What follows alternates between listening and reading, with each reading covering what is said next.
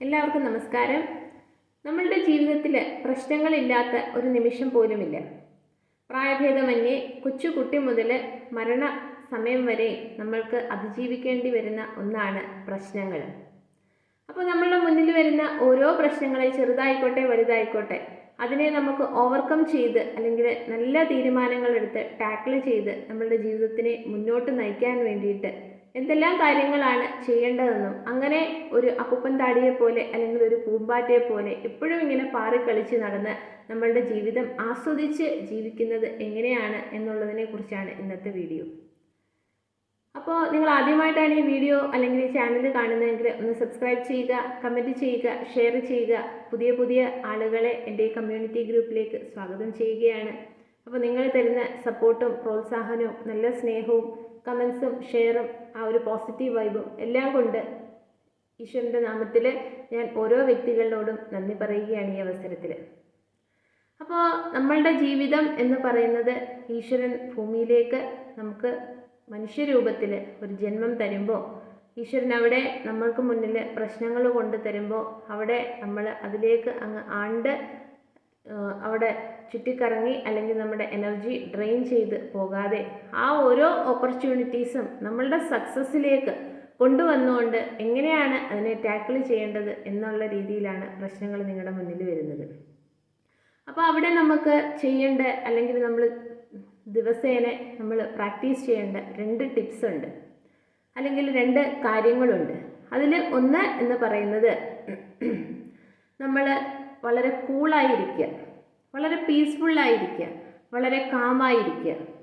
അങ്ങനെ ഇരിക്കുന്നതിൻ്റെ ഒരു അവസ്ഥ അല്ലെങ്കിൽ അങ്ങനെ ഇരിക്കുന്നതിൻ്റെ ഒരു രഹസ്യം എന്താണെന്ന് ചോദിച്ചാൽ, നമ്മൾ വളരെ കൂളായി ഇരിക്കുമ്പോൾ, നമ്മൾ വളരെ ലെഷർ ടൈമിൽ ഒരു പാട്ട് കേൾക്കുമ്പോൾ അല്ലെങ്കിൽ ഹോളിഡേ ട്രിപ്പ് പോലെ എവിടെയെങ്കിലും ദൂരെ യാത്രകൾ പോകുമ്പോൾ അല്ലെങ്കിൽ നമ്മുടെ ഏറ്റവും ഇഷ്ടപ്പെട്ട ഫ്രണ്ട്സ് ആയാലും റിലേറ്റീവ്സിൻ്റെയൊക്കെ കൂടെ നമ്മൾ എവിടെയെങ്കിലും ഒരു കുറച്ച് നേരം ഒന്ന് സ്പെൻഡ് ചെയ്യാനായിട്ടൊക്കെ പോകുന്ന സമയത്ത് നമുക്ക് നമ്മളുടെ മനസ്സിലുള്ള പ്രയാസങ്ങളും പ്രശ്നങ്ങളും ഹെൽത്ത് ഇഷ്യൂസൊക്കെ ഉണ്ടെങ്കിൽ അതെല്ലാം നമ്മൾ മറന്നുകൊണ്ട് ആ ഒരു സമയം നമ്മൾ വളരെ സന്തോഷത്തിൻ്റെ ആ ഒരു ഗ്രേറ്റസ്റ്റ് ലെവലിൽ നിൽക്കുമ്പോൾ നമ്മളുടെ മനസ്സ് വളരെ പീസ്ഫുള്ളാണ്.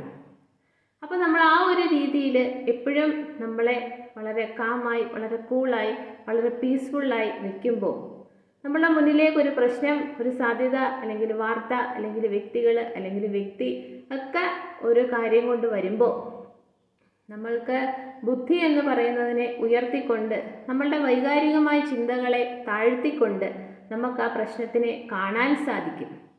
നമ്മളുടെ സെൻസ് ഓർഗൻസ് വെച്ച് സെൻസ് ചെയ്യാനായിട്ട് അത് സഹായിക്കും. അങ്ങനെ ചെയ്യുമ്പോൾ എന്താ പറ്റുന്നതെന്ന് ചോദിച്ചാൽ ആ പ്രശ്നം എന്താണ്, അതിൻ്റെ കോർ ആയിട്ടുള്ള ആ ഒരു പ്രശ്നം എന്താണെന്ന് നമ്മൾക്ക് ഗ്രഹിക്കാനും അതിനെന്താണ് ഒരു ഉപായം അല്ലെങ്കിൽ മാർഗം എന്നുള്ള രീതിയിൽ ചിന്തിക്കാനും അതിന് വേണ്ട തീരുമാനമെടുക്കാനും നമ്മൾക്ക് കഴിയും. അതല്ല നമ്മൾ വൈകാരികമായി അതിലേക്ക് അങ്ങ് ഡീപ്പ് ഡൗൺ ആയിട്ട് വീണു പോയി കഴിഞ്ഞാൽ ബുദ്ധി എന്ന് പറയുന്നത് 0 ലെവലിലേക്ക് എത്തുമ്പോൾ നമ്മൾ എന്താണ് ചെയ്യുന്നതെന്ന് നമുക്കറിയാതെ പോകും. കറക്റ്റ് ഡിസിഷൻ എടുത്ത് അതിനെ ടാക്കിൾ ചെയ്യാൻ പറ്റാതെയായി പോകും.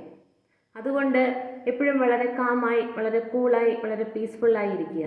അതിന് പറ്റുന്ന കാര്യങ്ങളാണ് മെഡിറ്റേഷൻ അല്ലെങ്കിൽ ബ്രീതിങ് എക്സസൈസ് ചെയ്യുക, പ്രാണായാമം പോലത്തെ യോഗ ടെക്നിക്ക് ചെയ്യുക, അല്ലെങ്കിൽ ഞാൻ നേരത്തെ പറയുന്നത് പോലെ നിങ്ങളുടെ ശ്വാസം എടുക്കുന്നതും വിടുന്നതിൻ്റെ സൗന്ദര്യം ഒന്ന് ആസ്വദിക്കുക. രാവിലെ എഴുന്നേറ്റ് നിങ്ങൾക്ക് കുറച്ച് നേരം മെഡിറ്റേഷനും അല്ലെങ്കിൽ ബ്രീതിങ് എക്സസൈസിനും വേണ്ടിയിട്ട് നിങ്ങളെ ഒന്ന് അറിയാൻ വേണ്ടിയിട്ട് കുറച്ച് സമയം നിങ്ങൾക്ക് വേണ്ടി മാറ്റിവെക്കുക.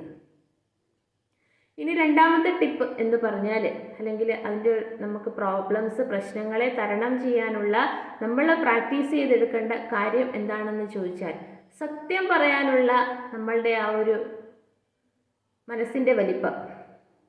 എന്ത് പ്രശ്നം വന്നാലും തല പോകുന്നു എന്ന് പറഞ്ഞാലും എൻ്റെ മനസ്സിലുള്ള കാര്യങ്ങൾ സത്യമായ രീതിയിൽ എനിക്ക് പ്രകടിപ്പിക്കാനുള്ള ഉള്ളിൽ നിന്നുള്ള എൻ്റെ ധൈര്യം. മറ്റുള്ളവരെന്ത് കരുതും, മറ്റുള്ളവർ അത് കേൾക്കുമ്പം എങ്ങനെ പ്രതികരിക്കും, അവരുടെ എല്ലാം മുന്നിൽ ഞാനൊരു കുറ്റക്കാരനായി പോകുമോ, ഒറ്റപ്പെട്ടു പോകുമോ, അല്ലെങ്കിൽ അവരെല്ലാം കൂടെ തിരിച്ച് എന്നെ കടന്നാക്രമിക്കുമോ എന്നൊക്കെയുള്ള രീതിയിൽ നമ്മൾ ഈഗോ മൈൻഡ് സെറ്റിൽ ഇങ്ങനെ ചിന്തിക്കാതെ എവിടെയാണ് എന്താണ് എനിക്ക് ശരിയെന്ന് തോന്നുന്ന കാര്യങ്ങൾ നമ്മൾ ആ ഒരു രീതിയിൽ ആ ഒരു ലെവലിൽ സ്റ്റിക്ക് ഓൺ ചെയ്ത് നിന്നുകൊണ്ട് നമ്മൾ തുറന്ന് പറയാനുള്ള നമ്മളുടെ ധൈര്യം സംഭരിക്കുക. ഒരിക്കലും ഒരു പീപ്പിൾ പ്ലീസർ ആവാതെ നോ പറയേണ്ടടുത്ത് നോ പറയുക, അല്ലെങ്കിൽ തത്തുല്യമായിട്ടുള്ള രീതിയിൽ ആ ഒരു സാധ്യത അല്ലെങ്കിൽ ഓപ്പർച്യൂണിറ്റി വരുമ്പം എങ്ങനെയാണ് എൻ്റെ മനസ്സിന് തൃപ്തമായ രീതിയിൽ ഞാൻ റെസ്പോണ്ട് ചെയ്യേണ്ടത്, ആ രീതിയിൽ റെസ്പോണ്ട് ചെയ്യാനുള്ള പ്രാക്ടീസ് നമ്മൾ ആ ഒരു രീതിയിൽ നമ്മൾ പ്രാക്ടീസ് ചെയ്യുക. അങ്ങനെ നമ്മൾ പ്രാക്ടീസ് ചെയ്യുമ്പോൾ മറ്റുള്ളവരുടെ ബർഡൻ അല്ലെങ്കിൽ അവരിങ്ങോട്ട് അടിച്ചേൽപ്പിക്കുന്ന കാര്യങ്ങൾ അല്ലെങ്കിൽ അവരുടെ ആ ഒരു എനർജി അല്ലെങ്കിൽ മാനിപ്പുലേഷൻ ഒന്നും നമ്മളുടെ ഉള്ളിലേക്ക് കയറില്ല.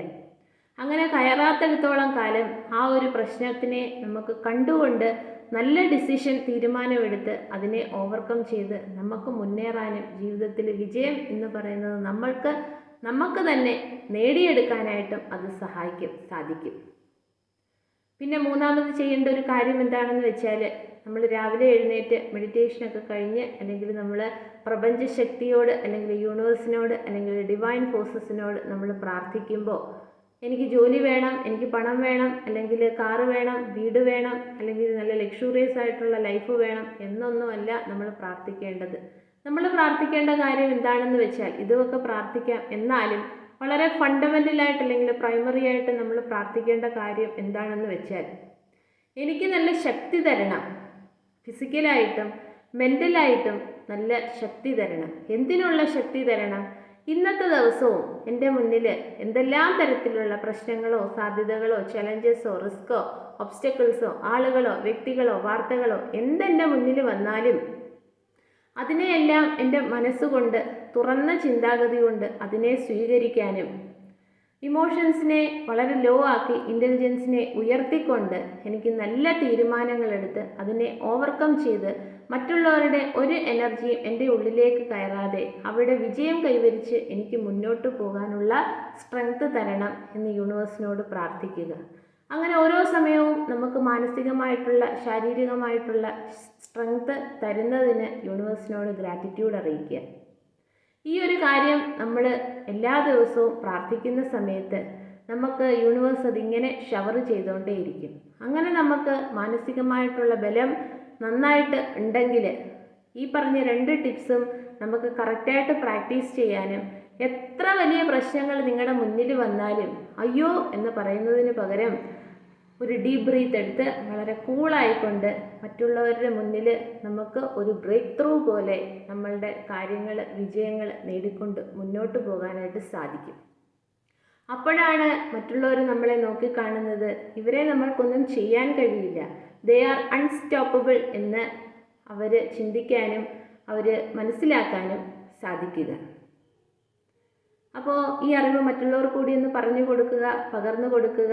കൂടുതൽ ആൾക്കാർ എൻ്റെ ചാനലൊന്ന് സബ്സ്ക്രൈബ് ചെയ്യുക. എല്ലാവരും എല്ലാ നിമിഷവും വളരെ സന്തോഷമായും സമാധാനമായും ലിവിങ് ടു ദ ഫുള്ളസ്റ്റ് എന്നൊരു നിലപാടിൽ നിന്ന് ജീവിക്കുക. അപ്പോൾ എല്ലാവർക്കും ഒരിക്കൽ കൂടി നന്ദി.